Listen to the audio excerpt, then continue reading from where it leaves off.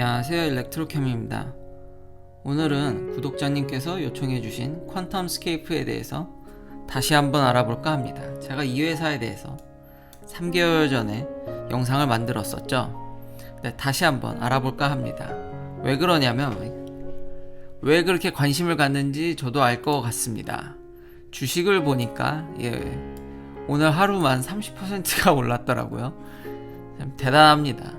지난 6개월의 이런 그래프를 보니까 이게 도대체 몇 배가 오른 겁니까? 그러니까 사람들이 굉장히 관심을 가질 수밖에 없는, 보면 지난 52주 동안 9불이었는데 지금 거의 최고가는 87불이니까 10배가 올랐던 거죠. 지금 75불이니까 거의 한 8배 이상 올랐으니 사람들 관심이 어마어마한 것 같습니다. 그래서 이 회사의 기술에 대해서 다시 한번 알려드릴까 합니다. 전에는 제가 기본적으로 전고체 배터리는 아직 멀었다고 이야기한 바가 있습니다. 반면에 오늘 테슬라 주식은 많이 내렸습니다. 무려 이제 7%나 내다가 지금 장후에 2%까지 더 내려서 지금 600이 깨진 듯이 보이는데요. 테슬라 역시도 기술주죠. 이걸 전기자동차 회사로만 보면은 이렇게 평가를 할 수밖에 없을 겁니다. 이게 JP모간이 참 대단한 것 같은데, 많이들 돌아선다 하지만 타겟 프라이스가 90불이라는 참 이런 상황에서 참 대단한, 뭔데 이렇게 볼 수도 있을 것 같습니다. 요즘은 이런 기술 평가가 제대로 되지 않기 때문에 이 회사도 이렇게 지금 퀀텀스케이프도 미친 듯이 이렇게 올라가는 것을 볼 수 있는데요. 일종의 어느 정도, 그러니까 미래의 밸류가 미리 반영된 것이기 때문에 오늘 장이 안 좋았기 때문에 항상 이런 부분들은 잘 가져가야 된다고 생각을 합니다. 왜냐하면 이렇게 조정을 늘 받지 않습니까? 여기서 이렇게 크게 받았을 때도 있었고, 지금 이 YTD로 보면은 지금 올해 오른 것 중에서 지금 여기 요만큼 내린 겁니다. 요만큼. 아직 무언가를 이렇게 크게 걱정하실 필요는 없습니다. 여전히 테슬라는 올해 가장 많이 판 전기차 회사고, 2022년은 모르겠습니다. 제가 이제 간만에 배터리 이야기를 하니까 초심으로 돌아와서 옛날 영상을 다시 보니까, 제가 2021년까지는 테슬라가 잘 가지만 2022년부터는 경쟁자가 어느 정도 그래도 나와줄 것으로 생각되기 때문에 내년까지는 제가 봤을 때 내년에 저희가 전기차를 또 산다 그래도 아직 살만한 브랜드가 없거든요. 자, 그러면 왜 이렇게 퀀텀스케이프가 난리가 났냐면, 일종의 이제 쇼를 했다고 해야 되나요? 그러니까 테스트를 좀 보여줬습니다. 그 전에 전고체 배터리에 대해서 또 이렇게 모르실 분들이 많으실 것 같아서, 이게 기존의 배터리의 그 리튬 아이온 배터리의 스키매틱 드로우고요. 이게 솔리드 스테이트 배터리입니다. 그러니까 일렉트로라이트이 고체로 바뀐 겁니다. 이렇게 하면은 부피당 에너지 덴시티를 훨씬 올릴 수 있고요. 그리고 사람들이 이렇게 솔리드 스테이트 배터리에 크게 관심 갖는 이유가 뭐냐면은 화재로부터 더 안전합니다. 아무래도 이게 고체다 보니까 어느 한 군데가 뚫려도 여기 액체로 되면 이게 다 자유롭게 움직여서 이제 터질 확률이 있죠. 그러면 이쯤 해서 또 간만에 저의 오래된 구독자님이시라면 이 그림은 지겹도록 봤을 텐데요.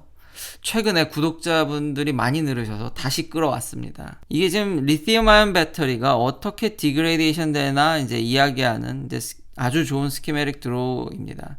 퀀텀스케이프가 지금 자랑하는 게 이 솔리드 스테이트 배터리뿐만 아니라 이 세퍼레이터입니다. 이것도 정말 한 6, 7개월 전에 기술적으로 저희 아버지와 함께 이 세퍼레이터 종류랑 이 재료에 대해서 저희가 이렇게 알려드렸던 것 같은데요. 지금 퀀텀스케이프는 이 세퍼레이터 막을 세라믹으로 썼습니다. 이게 원래 PP 폴리프로필렌이 좀 유명한데 플라스틱이죠. 그렇지만 이렇게 고속 충전을 한다든지 그러면 이 사이에 이게 약간 포러스하게 이렇게 구멍이 뚫려 있는데 요 사이로 리튬 아이온이 이렇게 막 가는 겁니다. 근데 고속 충전을 하게 되면 아무래도 이게 지금 메카니컬 스테빌리티가 기계적으로 이게 안정성이 떨어지겠죠. 계속 쓰다 보면. 그리고 여기 덴드라이트, 이게 대표적인 배터리의 이제 바이 프로덕트인데요. 그러니까 일종의 일어나서 안 되는 반응들이죠. 근데 하필 이런 사이드 반응들이 일어나면서 원치 않은 반응들이 일어나면서 이게 삐죽삐죽 이렇게 생성됩니다. 그래서 이 세퍼레이터 막을 뚫어버려 가지고 쇼트나게 해서 또 배터리가 터지게 되는 거죠. 그래서 요걸 좀 세라믹으로 만들어서 단단하게 만들면은 이런 것들도 더 견딜 수 있는 거죠. 그러니까 쇼트나지 않게 이걸 계속 막아줄 수 있는 거죠. 단점으로는 만들기가 좀 아직까지는 힘들고 좀 비쌉니다. 그리고 이게 간만에 또 배터리를 얘기하니까 제가 이렇게 논문을 원래는 초기에는 이렇게 많은 논문들을 소개시켜 드렸습니다. 기사보다는. 근데 아무래도 내용이 좀 어려워지고, 두 번째로 저 역시도 그렇게 딱히 이렇게 재미가 없더라고요. 이유가 팍팍팍팍 막 발전을 하고 좋은 결과들이 나와야 저도 이게 읽는 맛이 재미가 있는데, 사실 배터리 부분은 굉장히 정체되어 있습니다. 그러니까 아예 전진을 못한다는 게 아니라 천천히 가고 있습니다. 아직도 생각보다 우리는 이 배터리에 대해서 내부를 잘 모릅니다. 지금 이 논문 같은 경우는 이 파리클 사이즈에 따라서 어떻게 이제 옵티마이제이션을 할 거냐. 지금 이 파리클 사이즈랑 이 솔리드 일렉트로라이트랑 이 캐소드 이제 액티브 머티리얼이랑 어떻게 이제 잘 섞어야지 자유롭게 움직일 수 있냐. 왜냐하면 아까 이런 스키마틱들에서 이게 액체면은 이 문제가 없는데, 고체면은 아무래도 안정성이나 이런 면은 높을지언정 역으로 얘기하면 리튬 아이온이 잘 이동하기가 이게 쉽지가 않은 거죠. 그리고 반드시 솔리드 스테이트 배터리는 이 프레싱 과정을 거치게 됩니다. 아직까지 이게 미리 결론을 말씀드리면 대량 생산하기가 아직은 좀 멀었습니다. 여전히. 물론 퀀텀 스케이프가 한 가지 발전시킨 게 있긴 있습니다. 그래서 사람들이 저렇게 확 관심을 갖게 된 건데, 이렇게 프레싱하는 장비도 아직은 대량 생산이나 이런 거에 좀 초점이 맞춰져 있진 않습니다. 그리고 돌아와서 이 많은 논문들, 최근 논문들을 보면은 여전히 솔리드 스테이트 배터리는 이 인터페이스가 굉장히, 이 계면이 굉장히 중요한데 아직도 많은 부분들이 연구 중이고, 실제로 배터리 내에서 우리가 리튬 아이온 이온 하나라든지 전자들의 그런 이동들을 정확히는 모릅니다. 크게는 알지만 세세하게 컨트롤이 안 되기 때문에 이런 부작용들을, 부작용이라고 해야 되나요? 이런 우리가 원치 않은 반응들에 대해서 이걸 완벽히, 그러니까 우리가 원하는 반응만 이쁘게 리튬이 갔다가 오는 요렇게 우리가 원하는 반응만 하게 하고 싶은데 자꾸 이상한 대로 새는 애들이 계속 생기는 거죠. 그러니까 그런 것들을 완벽하게 컨트롤이 안 되고 고체로 하게 되면은 여전히 그 인터페이스에 대한 문제점들, 아무래도 이 접촉면이, 그래서 이제 프레싱을 하는 건데 그게 불안정합니다, 여전히. 그리고 그 계면에서 일어나는 과정들이 아직은 좀 더 연구가 더 필요해 보입니다. 그리고 보통 연구라는 게 학계에서 어느 정도 이제 완성이 돼야지, 랩에서 손쉽게 만들어야지 이게 대량 생산이 되지, 랩에서 사람이 이렇게 쉽게 아주 손쉽게 못 만들면은 대량 생산으로 오토메이션으로 넘어가기까지 수많은 난관들이 있습니다. 그러니까 좀 변수가 줄어야지 오토메이션을 할 수 있지, 랩에서조차도 이렇게 힘들면은 대량 생산하기가 쉽지는 않아 보입니다, 아직까지는. 근데 왜 이렇게 주식은 이제 저 상장이 되어 있고 주식은 미친 듯이 갔냐. 그래서 정말로 이 모든 학계에서는 힘들었는데 갑자기 이런 폭스바겐과 빌 게이츠의 돈을 뒤에 업고 퀀텀 점프라도 한 거냐? 퀀텀 점프는 아닙니다. 근데 일단 엄청난 성능을 이제 테스트 쇼에서 이제 파우치 셀을 보여줬고, 이제 기존의 코인 셀이 아니라 파우치 셀. 이거 파우치 셀도 할 말이 많은데, 테슬라가 가진 그 배터리 셀 대비해서 더 높은 에너지 덴시티, 부피당 혹은 무게당 더 높은 에너지 덴시티와 심지어는 낮은 온도에서, 물론 전기차가 이게 겨울에 좀 문제가 있긴 합니다. 저도 그 부분은 모르진 않습니다. 저도 전기차를 테슬라 차를 2대나 갖고 있는데. 근데 이제 이 퀀텀 스케이프가 보여준 퍼포먼스는 낮은 온도에서도 잘 작동하고, 영하 30도에서도 어느 정도 용량도 유지하고, 사이클도 어마어마하고, 심지어는 그 아까 말한 세라믹 세퍼레이터로 인해서 고속 충전을 하더라도, 고속 충방전을 하더라도 잘 견뎌줬다는 거죠. 그리고 15분 만에 0에서 80%. 이거 굉장히 빠른 겁니다. 이건 아예 깡통에서 80%가 하는데 15분인 거니까요. 굉장히 빠른 거죠. 환상적인 퍼포먼스를 보여줬고, 이제 코인셀이 아니죠. 코인셀이 아닌데 이게 잘 보시면은 레이어가 몇 개죠?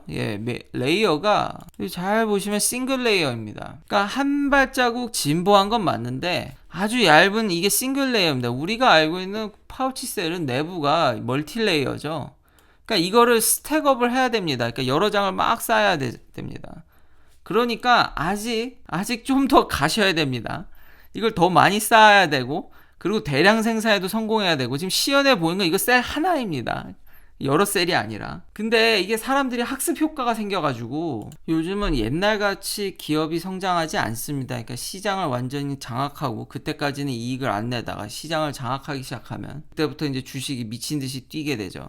그러니까 만에 하나 퀀텀스케이프가 지금 배터리 스택을 쌓는데 멀티레이어로 가는데 성공을 하면은, 그때 들어가면 이미 늦는다 이거죠. 그러니까 더 많은 이득을 쟁취하기 전에 사람들이 미리 반응하는 건데, 좀 너무 빨리 반응하는 게 아닌가.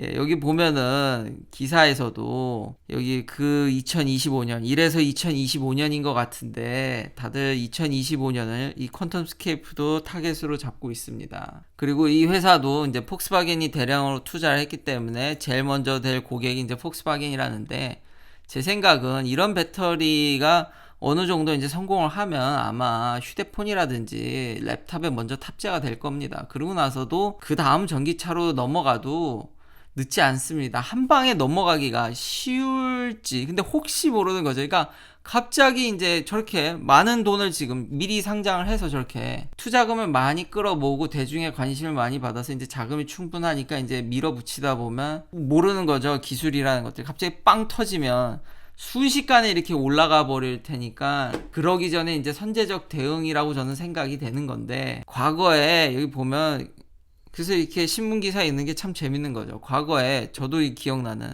이게 아마 미시건에 있었던 것 같은데 A123라는 시스템, 이게 아마 인산철 배터리를 옛날에 썼던 것 같은데, 그러니까 정부라든지 그때도 정말 대량의 돈이 투자돼서 관심도 받고 이랬다가 망한 회사들이 꽤 많습니다.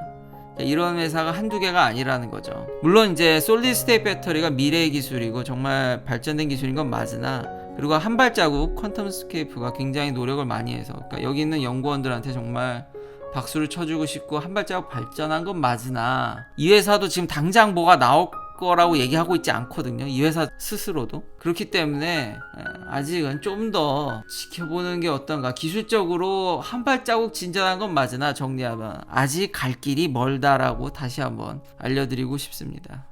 긴 영상 시청해주셔서 감사합니다. 내일도 테슬라 관련 이야기들로 찾아뵙겠습니다.